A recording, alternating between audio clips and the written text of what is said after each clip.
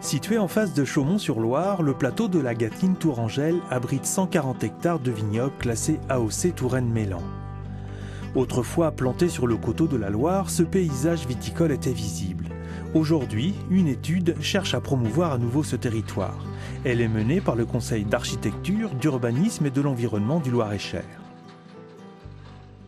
On sait que des moines bénédictins se sont implantés à Mélan, donc sur une terre qui leur a été donnée, ils l'ont défrichée, on en a les traces, et ils ont planté de la vigne.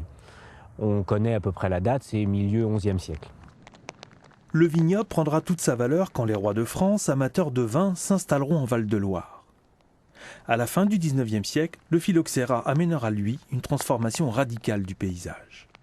Il a subi évidemment des grosses évolutions. La première et la plus évidente finalement, c'est que là on a effectivement une trame de plantation de vignes très orientée, avec des fils de fer, avec des proportions, avec des gabarits, etc. Ce qui n'était absolument pas le cas avant le 19e, puisqu'on avait des vignes qui étaient beaucoup plus ensauvagées en fait. Donc un paysage qui est finalement assez récent.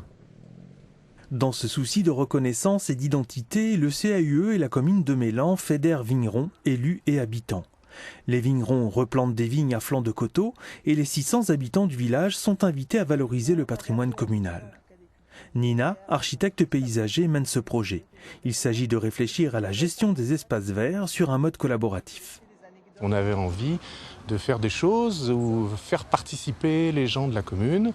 Voilà, parce qu'en plus, avec un budget relativement modeste, parce que bon, on n'a pas des grands moyens.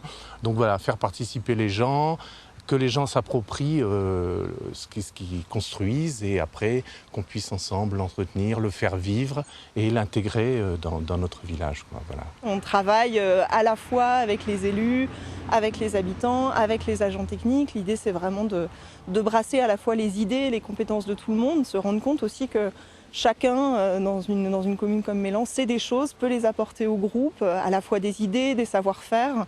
L'idée, c'est vraiment pas que nous on soit là en tant que sachants, mais plutôt comme accompagnants.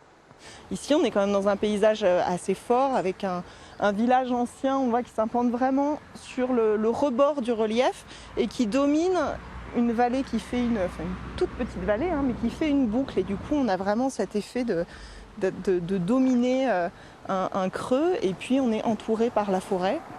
Premier projet, la création d'un jardin à l'entrée du village. Nina anime une série d'ateliers pour tout d'abord confronter les idées. Il y a des premières idées, une sorte de brainstorming. J'ai plein d'idées sur ce qui pourrait se faire ici.